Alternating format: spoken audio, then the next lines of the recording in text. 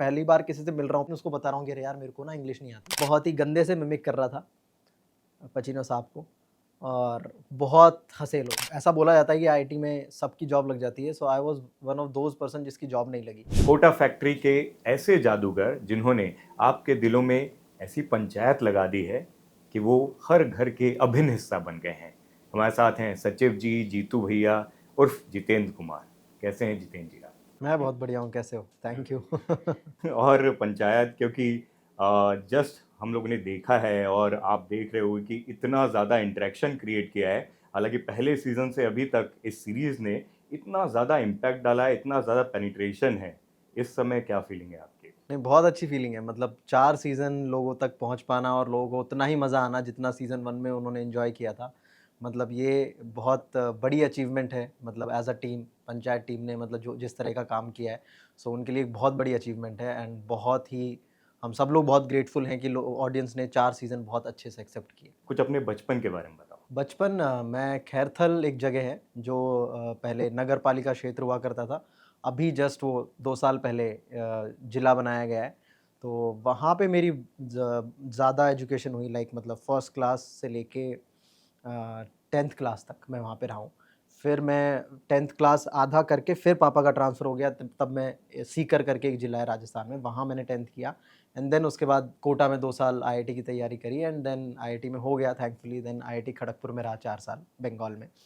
तो ये पूरा रहा, तो बहुत लंबा टाइम तो स्कूल टाइम बहुत इंटरेस्टिंग था वहाँ का और वहीं की कुछ मेमोरीज़ अभी तो कुछ याद नहीं आ रहा, बट हाँ, तो सबसे ज़्यादा स्कूल वाला टाइम मैंने खैरथल में बिताया है। बचपन की कोई ऐसी बात जिसने लाइफ आने वाली लाइफ पर बहुत ज़्यादा इम्पैक्ट डाला हो? अभी तो ये बोल सकते हैं कि हाँ, मतलब मेरे को बिल्कुल भी आइडिया नहीं था कि एक्टिंग चीज़ क्या होती है या मतलब किस तरह, लेकिन वहाँ पे खैरथल में एक रामलीला हुआ करती थी।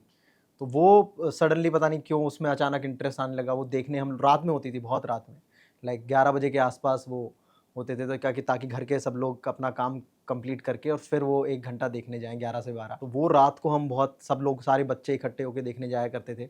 तो वहाँ से इंटरेस्ट चालू हुआ कि यार ये क्या कुछ अतरंगी चीज़ है कि हाँ, स्टेज परफॉर्मेंस, एक्टर्स आते हैं बाहर से और वो परफॉर्म करते हैं।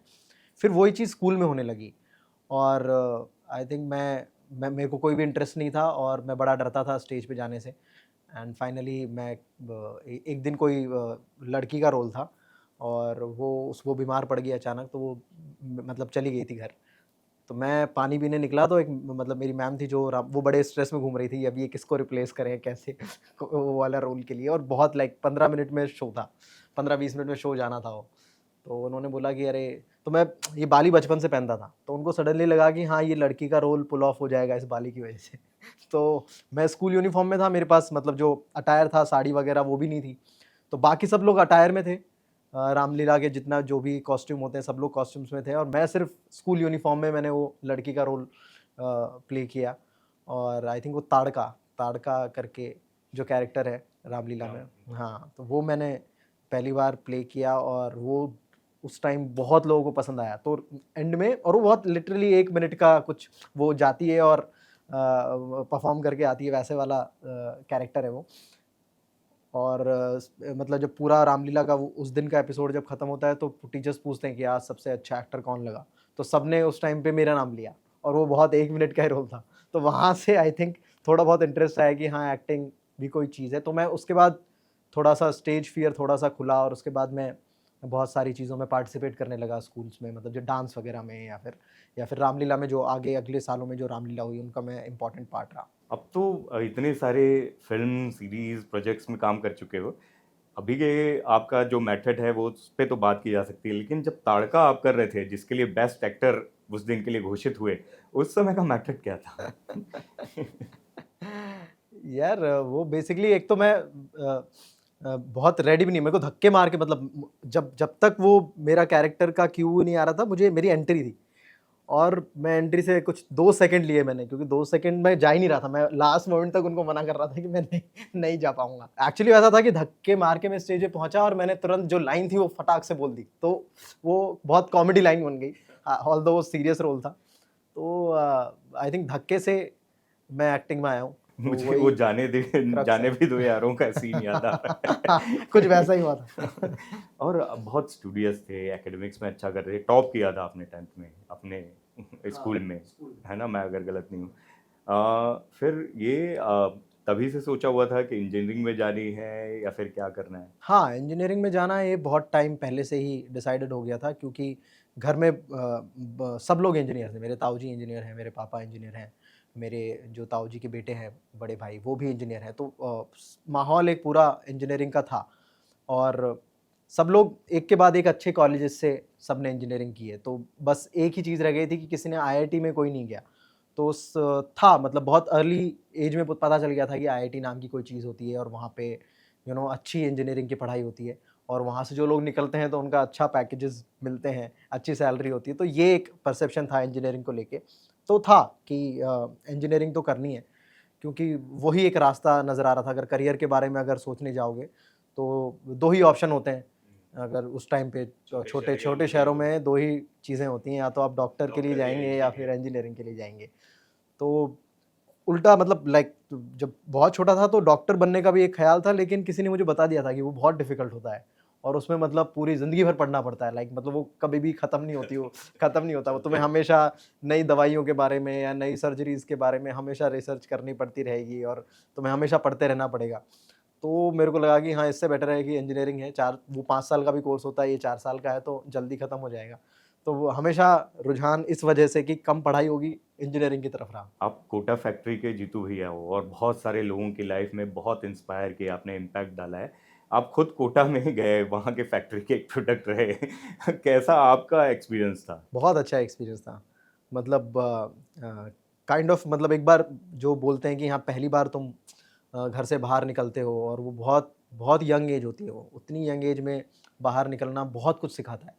तो सीखने को बहुत मिला कोटा में, और अपनी लाइफ कैसे कंडक्ट करनी है, और डिसिप्लिन कैसे लाना है चीज़ों को करने में, क्योंकि वहाँ पे आईआईटी क्रैक करने के लिए तुम्हें एक मतलब ये ज़रूरी नहीं है कि तुम्हें 6 बजे उठना है और 6 बजे उठ के पढ़ाई करनी है, बट अपने हिसाब से एक डिसिप्लिन तैयार करना है, और उसको एवरीडे सेम प्रोसेस फॉलो करना है। जो भी तुम्हारा है, मतलब तुम भले ही 6 बजे मत उठो, बट साढ़े 9 बजे भी उठ रहे हो, बट जितने घंटे भी पढ़ रहे हो वो फिर रेगुलर होना चाहिए। तो वो डिसिप्लिन की आदत डालना, तो बहुत सारी चीज़ें कोटा ने अंदर डाली हैं, और वो प्रेशर बहुत होता है उस समय, और खासकर आईआईटी जैसी इतने मतलब देश का सबसे सर्वोत्तम संस्थान है, वो क्रैक करना, वो प्रेशर, उस समय वो जो प्रेशर है वो उससे कैसे डील करते थे आप? आई थिंक बहुत ही बहुत जल्दी स्टेज में, मतलब 10th ऐसा बोला जाता है कि 9th बहुत डिफिकल्ट होती है, 10th थोड़ी सी कम डिफिकल्ट होती है रिलेटिवली 9th के। तो वैसा ही हुआ, जो जब 10th से 11th में गए तो 11th बहुत डिफिकल्ट मानी जाती है। तो 10th के बाद जो 11th का लेवल बढ़ा, प्लस जो आईआईटी का सिलेबस था, जो वहाँ पे करा रहे थे, कोटा के जो कोचिंग में जो सिलेबस था वो जो करा रहे थे, वो बहुत डिफिकल्ट था। तो कोटा में जाते ही रियलाइज़ हो गया कि बहुत डिफिकल्ट चीज़ है। तो प्रेशर समहाउ अपने आप हट गया। मुझे लगा कि ये डिफिकल्ट है, पता नहीं होगा कि नहीं होगा। सो एक थॉट वो आ गया कि यार अभी उतना नहीं, आगे का नहीं सोच सकते कि आईआईटी में होगा, नहीं होगा, और क्या-क्या करेंगे, क्या नहीं करेंगे। पहले तो आज जो क्लास में पढ़ाया जा रहा है सिर्फ़ उतना आ जाए, उसका मतलब 10% समझ में आ जाए, 15% समझ में आ जाए, वही इनफ है। तो उस लड़ाई सिर्फ़ उतनी सी रह गई थी। फिर धीरे-धीरे मतलब लाइक अ, जब मेरे को लग रहा था कि अगर आईआईटी का एग्ज़ाम अगर 400-500 नंबर का है, उस टाइम की बात है, 400-500 नंबर का है, तो आपको 80-90% मार्क्स क्रैक करने पड़ेंगे। बट उस टाइम पे था कि नहीं, उतने मार्क्स क्रैक नहीं करने पड़ते। तुम्हें 30% भी अगर तुम आईआईटी के मार्क्स क्रैक कर रहे हो, तुम्हारा सिलेक्शन के चांस हो जाएँगे, तुम्हारी कोई ना कोई रैंक आ जाएगी। तो मुझे बड़ा ही वो लगा कि अरे ये इतना फासला, मतलब मैं तो लग रहा था कि अगर 400 का पेपर आ रहा है तो आपको कम से कम 350 के ऊपर नंबर चाहिए। पर उस टाइम पे वो नहीं था। उस टाइम पे क्योंकि पेपर डिफ़िकल्ट बहुत आते थे, कॉम्पिटिशन बहुत था, तो अगर आप 30-35% भी क्रैक कर रहे हो तो भी आपका चांस है कि, तो समहाउ अपने आप वो प्रेशर कम होता गया। मेरे को थोड़ा बिलीफ आता गया कि 30% तो मैं कर ही लूँगा। तो वो उस तरीके से डील किया, एंड ऑफ कोर्स वहाँ पे समहाउ मतलब अच्छी दोस्ती हुई वहाँ पे। जितने भी दोस्त बने कोटा में, वो बहुत इंटरेस्टिंग दोस्ती हुई उन सब से, और अच्छी कंपनी थी। मतलब हम लोग चिल भी करते थे, काफ़ी कोटा भी काफ़ी एक्सप्लोर करते थे, कोटा की अलग-अलग जगहों पे जाके खाना खाते थे, वो जो कोटा चाय पीते फैक्ट्री में थे। जैसे दिखाया गया हाँ, है, हाँ, बहुत तो सारे आपके उसमें इनपुट्स रहे होंगे, अब ऐसा नहीं है लेकिन वो कहीं न कहीं वो हाँ, कहीं न दिखती है कहीं वो कहानी। हाँ, कैरेक्टर में वो चीज़ें आ जाती हैं, बट कोटा में बोलूँगा कि हाँ, सबके अलग अलग एक्सपीरियंस होते हैं। तो उस जो अभी अपन ने कोटा के 3 सीज़न देखे हैं, उसमें जो राइटर्स हैं उनके ज़्यादा इनपुट्स हैं, जिन उनकी, क्योंकि वो भी कोटा से हैं समहाउ, तो उनकी जो लाइफ की चीज़ें रही हैं वो उन्होंने उसमें डाली है। और उससे भी ज़्यादा जो अभी चीज़ें हैं वो हमारे टाइम पे थोड़ी सी अलग थी। तो जो अभी करंट मॉडर्न कोटा है उसकी चीज़ें ज़्यादा हैं अभी वाले सीरीज़ में। उस समय फ़िल्म हम देख पाते थे या एकदम पूरी तरीके से फ़ोकस चाइल्ड थे? मैंने कई लोग को देखा है कि वो 18-20 घंटे एक चेयर पे बैठ के लगातार पढ़ते हुए और मेहनत करते हुए अपने घर के लोगों को, वैसे स्टूडेंट थे या फिर नहीं, पढ़ाई के समय पढ़ाई और बाकी चीज़ भी करनी है? थे मतलब जो मतलब 16-17 घंटे पढ़ने वाले बच्चे थे वहाँ पे, और बहुत पढ़ते थे, मतलब कोचिंग भी करते थे और उसके बाद ज़रा भी टाइम वेस्ट नहीं करते थे, सीधा पढ़ाई में और कमरे में घुस जाते थे। तो वैसा माहौल था, ऐसा 20% लोग ऐसा करते हैं वहाँ पे, 16-17 घंटे पढ़ते हैं और काफ़ी मेहनत करते हैं वहाँ पे लोग। बट मैं वैसा नहीं था, मतलब मैं होमवर्क करता था, जितना क्लास में बताया गया सिर्फ उतना करता था, उससे एक्स्ट्रा मैं बिल्कुल नहीं करता था, ठीक है। एंड हाँ, मतलब फ़िल्म्स की ज़्यादा आदत वहीं लगी। 11th तो बहुत डिफ़िकल्ट सिलेबस था, तो 11th तो बहुत अलग तरीके से निकला, बट 12th थोड़ा-सा सडनली फ़ील हुआ कि ये तो बहुत ईज़ी है, मतलब 11th जितना डिफ़िकल्ट नहीं है इसका सिलेबस। तो जैसे वो ईज़ी लगा, तो फिर बाकी टाइम फिर फ़िल्म्स की आदत पड़ गई समहाउ। वहाँ पे उस टाइम पे बहुत सारे साइबर कैफ़ेज़ होते थे, तो अपना क होमवर्क करता था, उसके बाद वीकेंड्स पे फ़िल्म्स देखता था। तो फ़िल्म्स का शौक वहाँ से लगा, एक्चुअली कोटा ने वो डेवलप की है वो चीज़। उस समय फ़िल्म हम देख पाते थे या एकदम पूरी तरीके से फ़ोकस चाइल्ड थे? मैंने कई लोग को देखा है कि वो 18-20 घंटे एक चेयर पे बैठ के लगातार पढ़ते हुए और मेहनत करते हुए अपने घर के लोगों को, वैसे स्टूडेंट थे या फिर नहीं, पढ़ाई के समय पढ़ाई और बाकी चीज़ भी करनी है? थे मतलब जो मतलब 16-17 घंटे पढ़ने वाले बच्चे थे वहाँ पे, और बहुत पढ़ते थे, मतलब कोचिंग भी करते थे और उसके बाद ज़रा भी टाइम वेस्ट नहीं करते थे, सीधा पढ़ाई में और कमरे में घुस जाते थे।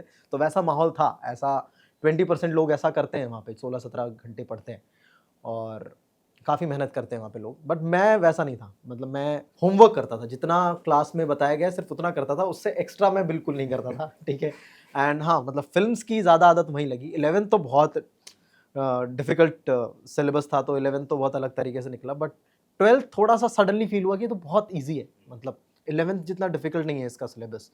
तो जैसे वो ईज़ी लगा, तो फिर बाकी टाइम फिर फ़िल्म्स की आदत पड़ गई समहाउ। वहाँ पे उस टाइम पे बहुत सारे साइबर कैफ़ेज़ होते थे, तो अपना क होमवर्क करता था, उसके बाद वीकेंड्स पे फ़िल्म्स देखता था। तो फ़िल्म्स का शौक वहाँ से लगा, एक्चुअली कोटा ने वो डेवलप की है वो चीज़। आईआईटी पहुँचे, आईआईटी खड़गपुर मतलब इतना जाना-माना है। वहाँ पर पहला जो एनकाउंटर हुआ रियल सच्चाई और अलग-अलग चीज़ों से, वो कैसा था? हाँ, तो आईआईटी खड़गपुर में जब जब तुम आईआईटी से रैंक लेके जाते हो, तो तुम्हें लगता है कि हाँ, तुम बहुत स्मार्ट हो, तुम बहुत इंटेलिजेंट हो। बट वो भी पहले दिन जब तुम आईआईटी में जाते हो, तो वो मिथ ब्रेक होता है, क्योंकि तुम्हें पता चलता है कि यहाँ पे तुमसे बेटर लोग हैं पढ़ने में, और ऐसे लोग हैं जिन्होंने ज़्यादा मेहनत करके, जिनको ज़्यादा समझ में आता है तुमसे, और वो बहुत तुमसे अच्छी रैंक भी लेके आए हैं, तो वो मिथ टूट जाता है कि यार तुम कहीं के 30 मार खान हो, और तुम थोड़ा-सा ग्राउंडेड हो जाते हो वापस से।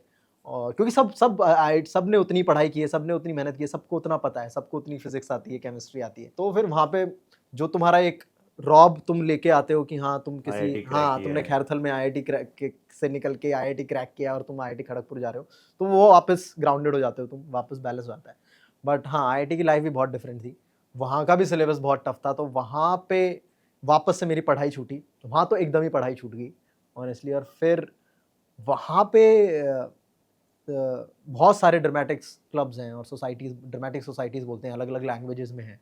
तो हिंदी वाला जो था, हिंदी ड्रामेटिक जो था, वहाँ पे समहाउ मेरे को एंट्री मिल गई थी, और वहाँ पे मैंने बहुत प्लेज़ किए, और वहाँ पे बहुत सारी वर्कशॉप्स होती हैं।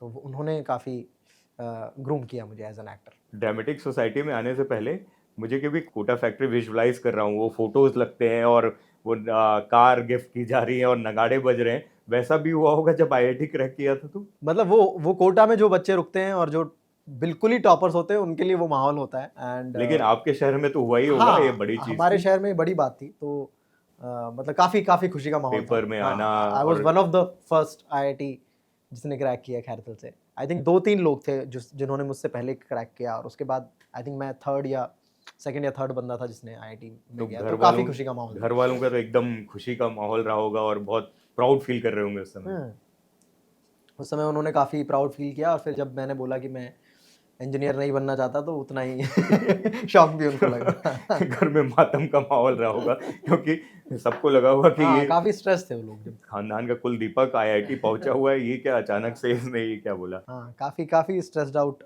माहौल था जब मैंने पहली बार ये डिसाइड किया कि मुझे एक्टर बनना है और मुंबई जाना है। तो काफ़ी लोगों ने समझाने की कोशिश करी, पर बहुत लंबे टाइम तक नहीं खिंचा। मतलब जल्दी वो लोग मेरे सपोर्ट में आ गए। बोला कि ठीक है। पापा क्योंकि इंजीनियरिंग से थे, वो थोड़ा खफा हुए थे कि क्या कर रहा है। हाँ, आई थिंक सबसे ज़्यादा खफ़ा वही हुए थे कुछ टाइम के लिए, बट बहुत ब्रीफली, लाइक 1-2 दिन थोड़ा-सा चला स्ट्रेस का मामला। तब जिस दिन मैंने बोला कि मुझे मतलब एक्टिंग में जाना है, तो 1-2 दिन काफ़ी मुझे वो पिक्चर्स याद आ रहा है, पिक्चर्स में जिस तरीके से नौकरी छोड़ने वाली बात दबा के रखी हुई है और पिताजी को जब पता चलता है। हाँ, कुछ वैसा माहौल था। थोड़ा डर भी था, फिर डरते-डरते वो बात बोली भी, फिर मान गए वो, जल्दी मान गए। 2-3 दिन में सही हो गया माहौल। जैसा वो फिल्मी पिता थे वैसा इधर भी हुआ, क्योंकि वो भी धीरे से समझ ही गए थे। मैंने कहीं पढ़ा कि पेंटिंग वेंटिंग में भी शौक था, स्कूल टाइम पे वो भी किया हुआ है। हाँ, मतलब वो बहुत शौकिया था वो, कोई बहुत। कारपेंटरी भी और पेंटिंग भी। सही है रिसर्च। तो नहीं, बेसिकली गर्मियों की छुट्टियाँ होती थी ना, तो मैं देखता था कि बाकी जो गवर्नमेंट स्कूल में जो पढ़ने वाले बच्चे होते हैं ना, तो वो गर्मियों की छुट्टियों में हमेशा कुछ ना कुछ काम पकड़ लेते थे, कि किसी दुकान पे लग जाना, या किसी की मतलब इलेक्ट्रिक का काम सीख लेना, इलेक्ट्रिक की दुकान पे चले जाना, या मेडिकल शॉप की दुकान पे कुछ मतलब एक्स्ट्रा काम करते थे, और दिहाड़ी पे, लाइक मतलब उनको 40-50 रुपए पर डे मिलते थे, और हैप्पी हैप्पी करते थे, और वो बहुत अच्छा अमाउंट बना लेते थे। तो मतलब अगर वो 1.5 महीने भी काम करेंगे, वो 90 दिन भी वो काम कर रहे हैं। मजबूरी पैशन में बदल जाती हाँ, हाँ, थी। वो फन था उनके लिए, कि वो अच्छी पॉकेट मनी क्रिएट हो जाएगी फॉर नेक्स्ट ईयर। तो और इतना ज़्यादा स्ट्रेसफुल काम भी नहीं है। तो ऐसा कल्चर था वहाँ पे, जो भी अपने जानकार के यहाँ चल जाके थोड़ा बहुत 40-50 रुपए में। तो वैसे ही हमारे घर पे उस टाइम पे काफ़ी वो कारपेंटरी का काम हो रहा था समहाउ। तो मैंने जो थे उनको बोला कि, और मुझे बहुत इंटरेस्टिंग लगता था कि ये कैसे चीज़ें हो रही हैं, कैसे पॉलिश हो रहा है, कैसे पेंटिंग हो रही है। तो और थोड़ा-सा इंटरेस्टिंग आदमी था जो हेड कर रहे थे, और वो मतलब उनका एक अच्छा हाथ बैठा हुआ था चीज़ों में। तो मेरे को उसमें देख के, जादूगरी थी हाँ, कुछ। हाँ, तो मेरे को देख के बड़ा अच्छा लगता था कि बहुत सफाई से काम करता है। तो मैंने उनको बोला कि यार मेरी छुट्टियाँ चालू होने वाली हैं, कुछ 10 दिन में मेरे एग्ज़ाम खत्म हो जाएँगे, तो मेरे को भी इस काम में लगा लेना। तो हाँ, मैंने किया, फिर उसके बाद मैं उसके साथ जुड़ गया, और 10-12 दिन तक मैंने उसके साथ काम किया। सेम जब फिटिंग हो रही थी घर की, इलेक्ट्रिक वो वाली फिटिंग हो रही थी, तो जो वो वाला बंदा था वो भी बहुत सफाई से काम करता था। तो उसका काम देख के मुझे बड़ा वो लगता था। तो 1-2 दिन मैंने उसके उनके साथ भी काम किया है, कि यार मेरे को सिखाओ ये फिटिंग कैसे होती है, और मैं दिहाड़ी पे काम दिहाड़ी मिली थी। करूँगा। दिहाड़ी मिली थी। बिल्कुल मिली थी। 40 रुपए पर डे। अच्छा, कॉलेज में जब आईआईटी गए, तो जो ड्रामा सोसाइटी में एंट्री करने का भी एक किस्सा है, वो इंटरेस्टिंग है। पहली बार एक दोस्त के साथ गए, जो बड़ा इंटरेस्टिंग था, बियर-वियर पीता था शायद और थोड़ा कॉन्फिडेंस में आपसे ज़्यादा था। वो कहानी बताओ आप, सच्चाई क्या है उसकी? बेसिकली शुरुआत ऐसे करते हैं कि मेरे को पढ़ाई बहुत डिफ़िकल्ट लग रही थी, और पढ़ाई में डिफ़िकल्ट होने का कारण ये था कि मैंने जेईई जो है, आईआईटी जेईई का जो एग्ज़ाम है, वो हिंदी मीडियम में निकाला था। ऐसा बहुत कम बच्चे करते हैं, बहुत लिमिटेड बहुत टफ बच्चे। होता है। हाँ, तो बहुत लिमिटेड बच्चे होते हैं जो हिंदी मीडियम में एग्ज़ाम देते हैं, बाकी सब इंग्लिश मीडियम में देते हैं। काफ़ी बच्चे होते हैं जो हिंदी मीडियम में पढ़ाई करते हैं, बट एग्ज़ाम इंग्लिश मीडियम में देते हैं। तो मेरा वो भी सीन नहीं था। तो प्रॉपर बैकग्राउंड पूरा हिंदी मीडियम था, एंड वहाँ गए तो समझ नहीं आ रहा था कि ये सिलेबस टफ है इसलिए नहीं समझ में आ रहा है, या इंग्लिश नहीं समझ में आ रही। तो उस 2-3 दिन लेक्चर के बाद मैंने डिसाइड किया यार ऐसे तो काम नहीं चलेगा, और मैं वापस से एक शेड्यूल बनाता हूँ अपना, कि कैसे-कैसे मुझे कोई शेड्यूल फ़ॉलो करना है। जैसे मैं कोटा में एक शेड्यूल मैंने अपना बना लिया था, और वो फ़ॉलो करता गया, तो मेरे को लगा कि यहाँ पे भी करना पड़ेगा। तो मैंने अपना शेड्यूल बनाया कि हाँ, मतलब 7:30 बजे मैं खाना खाऊँगा, और आधे घंटे का टाइम वहाँ लिया, और 8 से 8:30 मैं टीवी देखूँगा कॉमन रूम में जाके, और फिर 8:30 के बाद मैं पढ़ाई करना चालू करूँगा। तो ये मैंने पहला दिन बनाया, और पहले दिन ही मैं कॉमन रूम में बैठा हुआ था, एंड सडनली कॉमन रूम में सारे फ्रेशर्स को बुला के वहाँ से दरवाज़ा बंद किया, एंड सबको एक-एक पेपर दे दिया, and it was some English elocution का पीस था। और मुझे करने के लिए बोला, मैंने काफ़ी बहुत रूडली बात कही जो भी सीनियर थे, कि मैं नहीं करूँगा, मतलब मेरे को पढ़ना है, और ये क्या तरीका है, मुझे नहीं करना है। मुझे इंग्लिश एजुकेशन में कोई पार्टिसिपेट नहीं करना है। तो बहुत फोर्सफुली कि नहीं, नहीं, नहीं करना ही पड़ेगा। तो सीनियर जूनियर वाला जो माहौल होता है, तो उस तरीके से थोड़ा थोड़ा उन्होंने स्ट्रिक्टली बोला कि नहीं, तुम्हें ये स्पीच है एल पचिनो की, सेंट ऑफ वुमेन करके फ़िल्म में एक उनका लास्ट सीन है। तो ऑस्कर विनिंग सीन है बहुत फेमस सीन है। बहुत फेमस सीन है। तो उसको, और मुझे कोई आइडिया नहीं है कि ये कौन एक्टर है या कौन फिल्म है, मुझे उस टाइम पे कोई आइडिया नहीं था। और मुझे पेपर थमा दिया और मैं बहुत गंदी तरीके से उसको पढ़ रहा था, ठीक है बहुत अच्छी स्पीच है वो। और तो सीनियर ने मुझे बोला कि एक बार तुझे मैं ये पूरा दिखाता हूँ ये सीन, तो शाम में मतलब थोड़ी देर बाद मेरे रूम पे आना। तो मैं उनके रूम पे गया और उन्होंने मुझे सीन दिखाया, और मैं वो 4-5 घंटे सिर्फ मैं वो पूरा स्पीच देखते रहा, क्योंकि कल बोलना था। तो मैं पूरा तैयार होके जाना चाह रहा था समहाउ, क्योंकि मुझे पता था कि अगर मैं ऐसे ही चला गया तो बहुत बेइज्जती होगी स्टेज पे। तो मैंने वो पूरा रटा और मैं बहुत, अच्छा, वो परफॉर्म भी करना हाँ, था परफॉर्म आपको करना था अगले दिन, सबके सामने? सबके सामने अगले दिन। और मुझे पता था कि अगले दिन पूरा 6-7 घंटे का क्लास है और मुझे कल टाइम नहीं मिलने वाला, तो रात भर वो व्यक्ति 4-5 जो घंटे फिजिक्स और सब चीज हिंदी मीडियम से पूरा करके आया है, वो क्रैक करके, वो इंग्लिश अल मीडियम पचिनो की इतनी बड़ी स्पीच, फिल्म हाँ, इंग्लिश में। इंग्लिश हाँ। में, तो वो मैंने किया और मैं समहाउ बहुत ही गंदे से मिमिक कर रहा था पचिनो साहब को, और बहुत हंसे लोग। मतलब वो सीरियस स्पीच थी, लेकिन वो बहुत कॉमेडी हो गया था सीन जिस तरीके से मैं बोल रहा था, वो सब लोटपोट हो गए। जज भी, एक लेडी प्रोफेसर जज थी, वो भी हंस हंस के पागल हो गई कि ये क्या कर रहा है बंदा। फिर उन्होंने बोला कि ये तो अच्छा था, मतलब कॉन्फिडेंस अच्छा था तुम्हारा, बट कल अब हिंदी एलोकेशन है, तो वहाँ पे तुम अच्छे लगोगे, तो वहाँ भी पार्टिसिपेट करना। तो अगले दिन हिंदी एलोकेशन वालों ने पकड़ लिया। फिर वहाँ पे हिंदी वाला, जो गुरु फिल्म है, जो अभिषेक बच्चन का लास्ट कोर्ट सीन है, सेम स्पीच, गुरु भाई वाला। हाँ, गुरु भाई वाला, वो किया मैंने। फिर वो वहाँ पे मुझे मतलब गोल्ड आ गया, मतलब गोल्ड मतलब कि फर्स्ट आ गया तुम उस कंपटीशन में। तो वहाँ पे फर्स्ट आ गया। फिर किसी ने बोला कि अरे तुम्हें ड्रामेटिक्स में ट्राई करना चाहिए, तो वहाँ ड्रामेटिक्स के ऑडिशन हो रहे हैं कल, तो वहाँ चले गए। फिर ड्रामेटिक्स के ऑडिशन जब चल रहे थे तो बड़ा बड़ा अलग माहौल था। वहाँ पे भी सीनियर्स, सब लोग फ्रेशर्स बैठे हुए हैं, सीनियर सामने तुमको बुला के एक एक बंदे को, थोड़ा सा डर डर का माहौल था थोड़ा रैगिंग वाला माहौल था। तो मैंने बोला, जो दोस्त मुझे लेके गया था, मैंने कहा मैं तो नहीं जा रहा हूँ भाई, तू जा। तो वो थोड़ा मस्त मौला टाइप का आदमी था। उसने बोला अबे चल, कुछ नहीं होगा। मैंने बोला नहीं, मैं जा रहा हूँ। कॉन्फिडेंस से हाँ, लबरेज था उसमें वो। बहुत अलग कॉन्फिडेंस था। पर मुझे पता था कि जब वो जाके उसने परफॉर्म किया तो उसने बहुत गंदा परफॉर्म किया। पर मुझे लगा कि यार इसने हिम्मत दिखाई यार, मतलब इसने कर दिया जाके, तो मतलब मैं इससे तो बेटर कर लूंगा, तो मुझे जाके करना चाहिए। तो उसकी परफॉर्मेंस देख के या उसका कॉन्फिडेंस देख के मुझे कॉन्फिडेंस आया, और मैं वन ऑफ द लास्ट था जिसने जाके वो ऑडिशन दिया। और डरते डरते वो ऑडिशन हुआ, और वो हम दोनों ही सेलेक्ट हो गए। और फिर हम लोग काफ़ी खुश हुए दोनों के दोनों कि अरे अब तो फिर वो 30-40 दिन का एक लंबा प्रोसेस था ड्रामेटिक्स में। वहाँ पे वर्कशॉप्स होनी थी, बहुत सारे प्लेस की तैयारी करनी थी, फ्रेशर प्रोडक्शन आईआईटी का होता तो है। बहुत अच्छा मतलब हाँ, कंपटीशन तो होता है। हाँ, आईआईटी खड़गपुर एक्चुअली बहुत बहुत अलग से बनी हुई जगह है। वहाँ पे आसपास कोई शहर नहीं है, मतलब 3 घंटे दूर कोलकाता आता है, और बंगाल में भी सैडली कोई बहुत बड़ा शहर है नहीं। तो एक ही शहर है कोलकाता, और बाकी सब छोटे शहर ही हैं। तो खड़गपुर काफ़ी जंगल है। अगर वहाँ पे आप आईआईटी में आप बहुत सारी एक्स्ट्रा एक्टिविटीज़ का पार्टिसिपेट नहीं कर रहे हो, तो बड़ी दिक्कत हो सकती है आपका, मतलब मन ना लगेगा और वैसी वाली चीज़ें हो सकती हैं। तो थैंकफुली वहाँ पे ड्रामेटिक्स मिल गई, और वहाँ पे सब लोग बिजी रहते हैं, बहुत सारी एक्टिविटीज़ होती हैं, सब में लोग एक्स्ट्रा करिकुलर में बहुत आगे रहते हैं आईआईटी खड़गपुर में।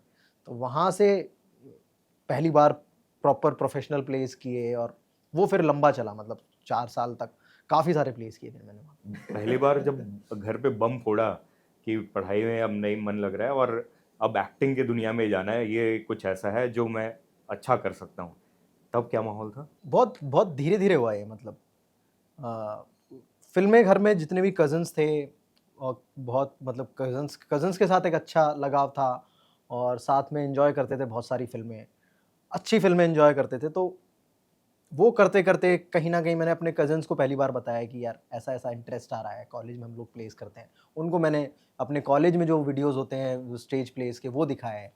तो उनको भी लगा कि हाँ, एक्टिंग तो ठीक करता है। और अवार्ड्स भी मिल रहे होंगे ना प्लेज हाँ, में आप लोग को, वो खड़गपुर हाँ, वालों तो वो को? पूछते थे कि क्या क्या रहता है आईआईटी में, कैसा चल रहा है? तो मैं उन्हीं को ज़्यादा एक्सप्रेस कर पाता था कि आईआईटी में मेरी किस तरह की लाइफ़ है, मैं ज़्यादा टाइम कहाँ बिताता हूँ।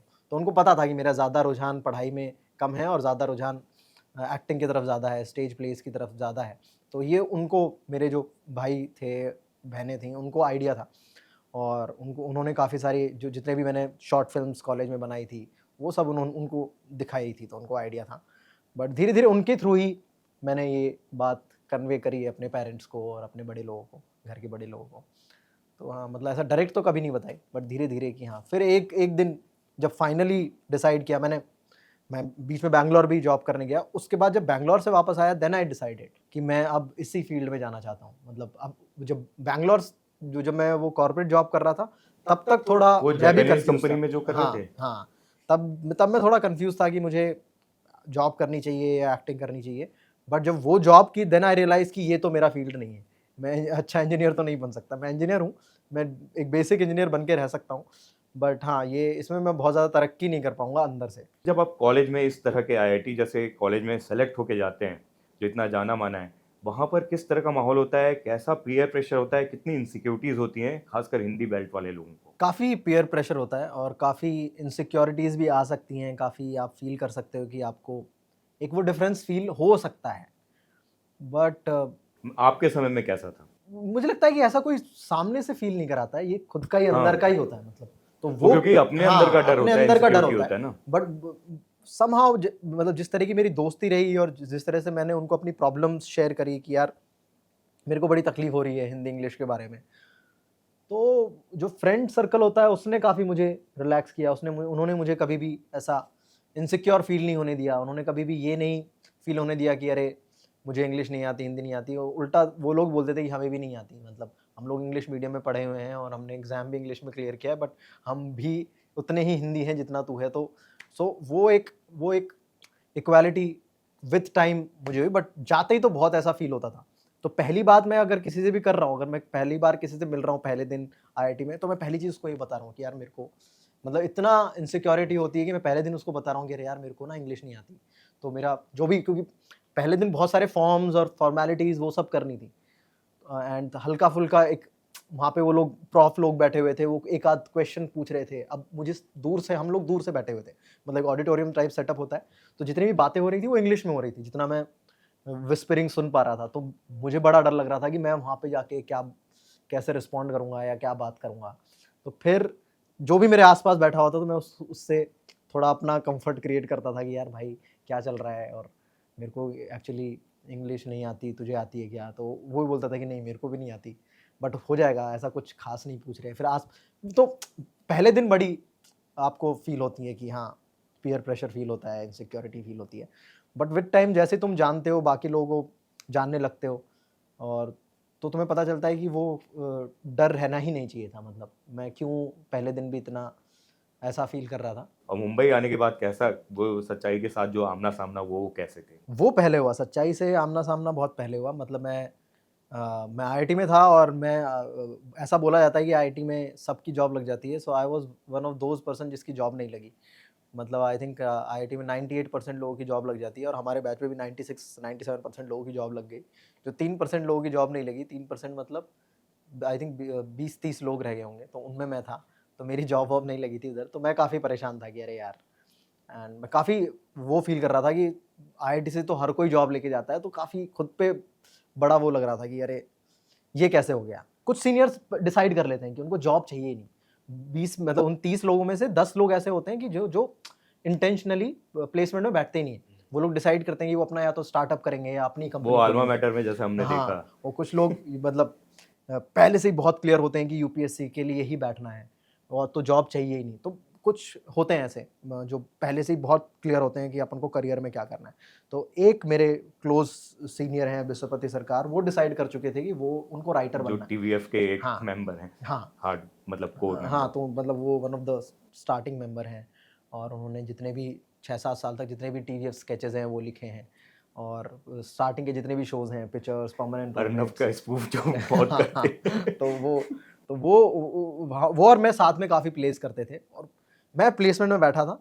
वो डिसाइड कर चुके थे कि वो प्लेसमेंट में नहीं बैठेंगे और उनको राइटर बनना है। तो फिर जब मेरी जॉब वॉब नहीं लगी तो मैं उनके पास गया, और फिर उन्होंने बोला कि चल ठीक है, तो मैं तो मुंबई जा रहा हूँ, तो तू भी ऐसा कर, तू भी आ जा, देख ले, माहौल देख ले, मैं लिखूँगा, तू एक्टिंग कर लेना।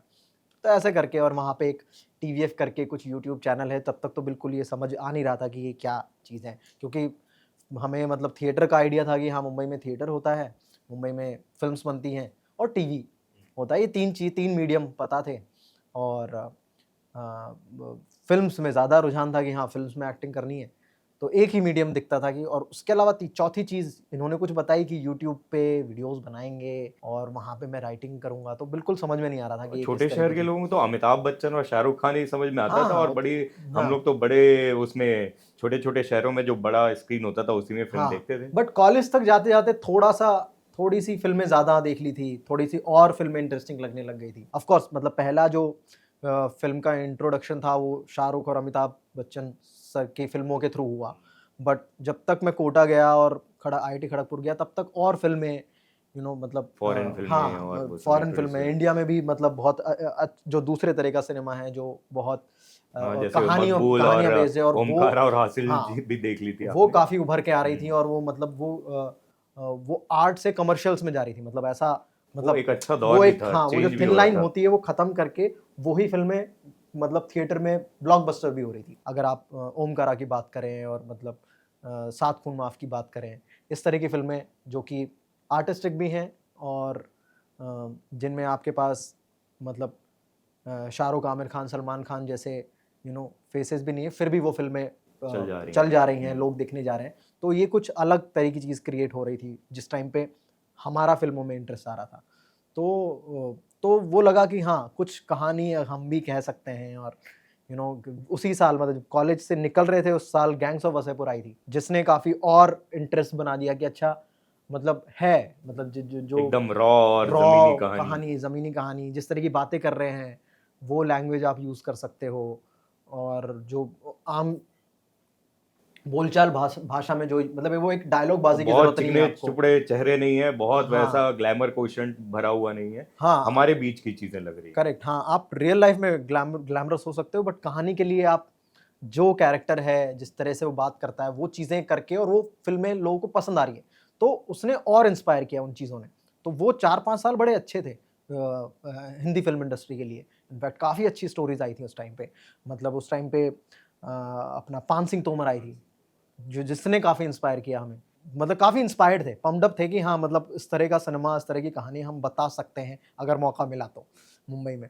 तो वो उस मतलब उस वो सीनियर मेरे मुझे मुंबई लेके आ गए, मैं आ गया। एंड फिर टीवीएफ में उस टाइम पे वो उतना इवॉल्व नहीं हुए थे, और मतलब कमर्शियली मतलब हमें बहुत सारी और चीज़ें करनी पड़ती थी टू रन अ ऑफिस, मतलब कि बहुत सारे और कॉर्पोरेट वीडियोस बनाने पड़ते थे, जिनसे हमारा मतलब खर्चा पानी खर्चा चले। पानी चले उस ऑफिस का। तो यहाँ आए तो कहाँ रहना शुरू किया? अ, वर्सोवा मेट्रो के जस्ट जो मेट्रो स्टेशन है वर्सोवा, उसके जस्ट सामने एक बिल्डिंग है, ठीक है? वहाँ पे पता नहीं कैसे नाम भूल गया इतना हमेशा वो नाम भी याद रहता है वो बिल्डिंग का। तो वहाँ से शुरुआत करी, और हम लोग कितने लोग रहते थे टू साथ बीएचके में? था, 4 ही लोग रहते थे।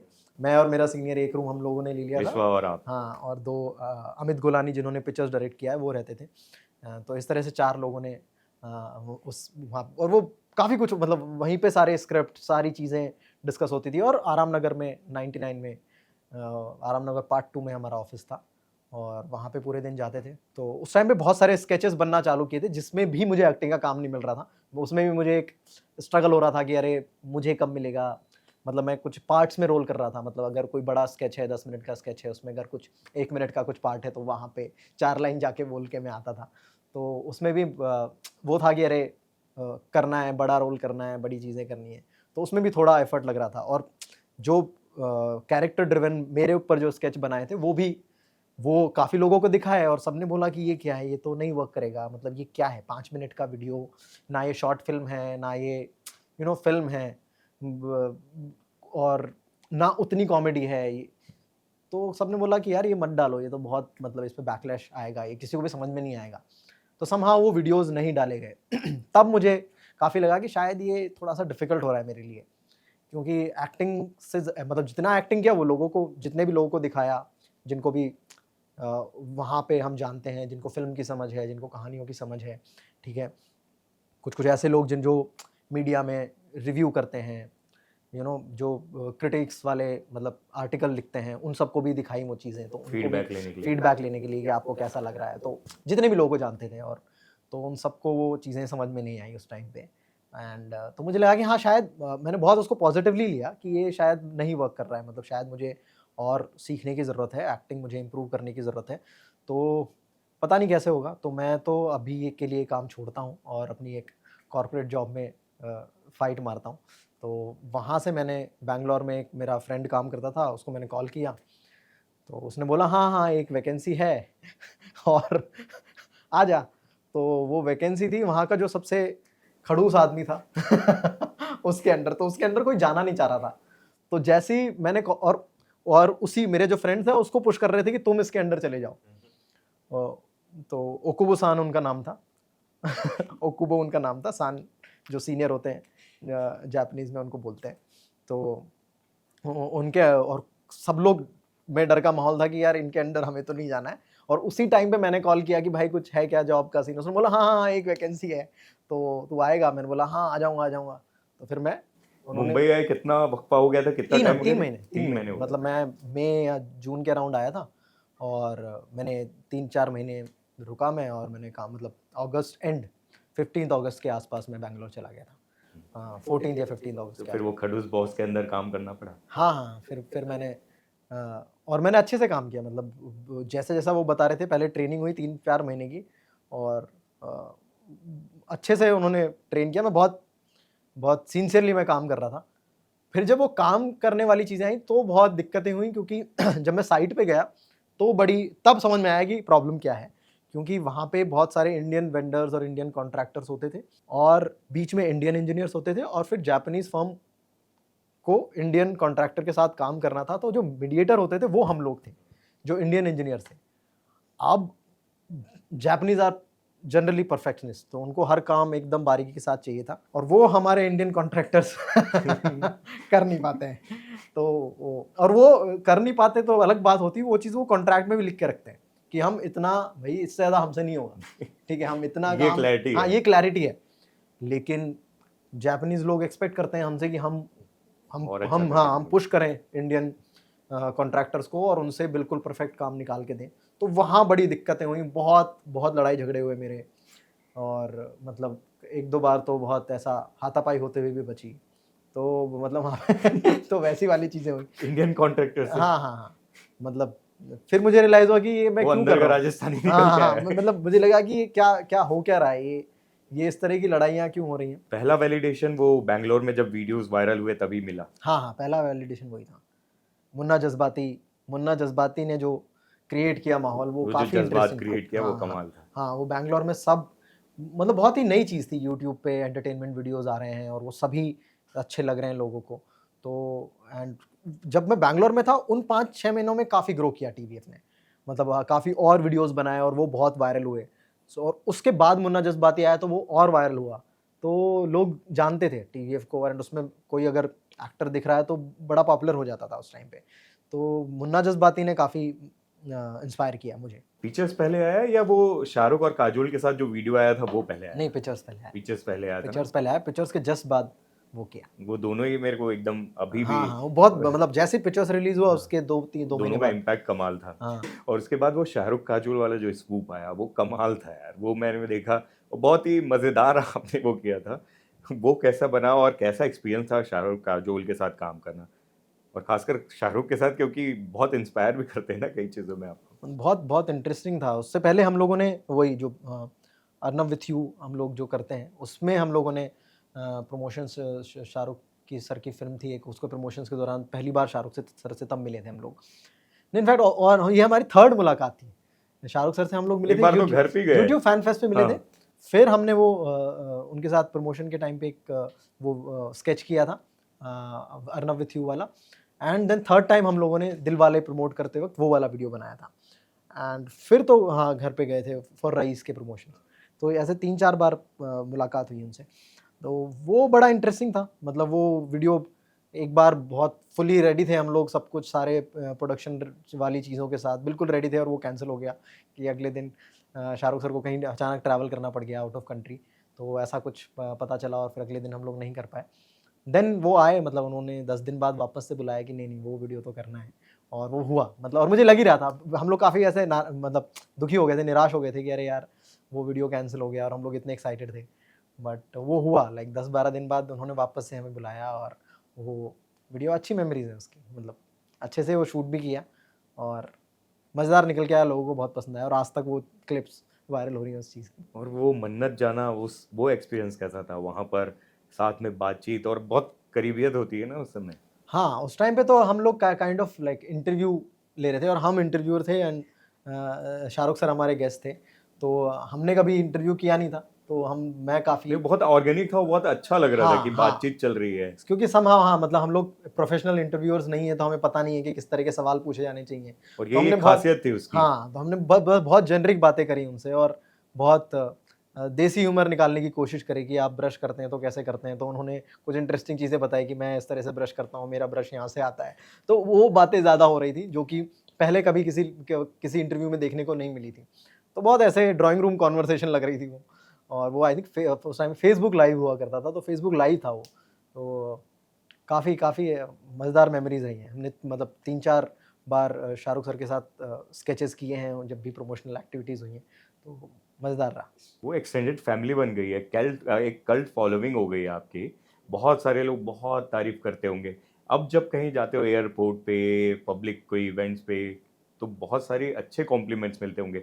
कुछ तो बताओ, क्या क्या बोलते हैं वो लोग? नहीं, बहुत प्यार से, बहुत ही प्यार से मिलते हैं लोग, बहुत मुझसे तो मतलब डे 1 से बहुत अपनेपन से मिलते हैं। उनको लगता है कि अपना ही कोई बंदा है। वो हाँ। आपके में खासियत है, वही मैं बोल रहा हूँ ना, हमारे हाँ, रिप्रेजेंटेटिव लगते हो मतलब ऐसे। वो मतलब वो कंधे पे हाथ रख के सीधे मतलब वो ऐसा कि हाँ, सालों की दोस्ती है, उस तरीके से हमेशा ट्रीट करते हैं मुझे। लौकी होगी तो नहीं देने लगते। सब कुछ वो बिल्कुल ही जो मेरी फ़िल्में या मेरी सीरीज़ में जिस तरह से मेरे कैरेक्टर्स होते हैं, वो उसको रियल मान के उसी तरीके से वो बिहेव करते हैं। तो व्हिच इज़ ऑल्सो वेरी एक गुड अचीवमेंट कि एक एक्टर उसके काम से या उसके कैरेक्टर्स के नाम से जाना जा रहा है। तो बहुत प्यार से मिलते हैं मुझसे लोग और बहुत अपनेपन से मिलते हैं, जो कि मुझे और इंस्पायर करता है कि मैं अच्छा काम करता रहूँ और लोगों को पसंद आता रहे। आखिरी 3 सवाल, इस समय का एम्बिशन क्या है? बहुत सारी अलग तरह की कहानियाँ, अलग तरह के कैरेक्टर मैं करना चाहता हूँ और मतलब वही वो सेम प्योरिटी के साथ जिस तरह से वो कहानी कही जानी चाहिए, जिस तरीके से वो कैरेक्टर दिखना चाहिए, जितना अलग वो दिखना चाहिए,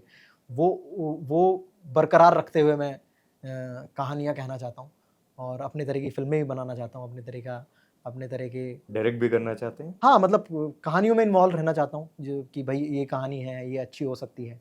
मैं उसमें 100% मैं एक्टर तो रहूँगा ही रहूँगा, बट हाँ, और बाकी तरीके से मैं इन्वॉल्व अगर मुझे पॉसिबिलिटी दिखी तो बिल्कुल।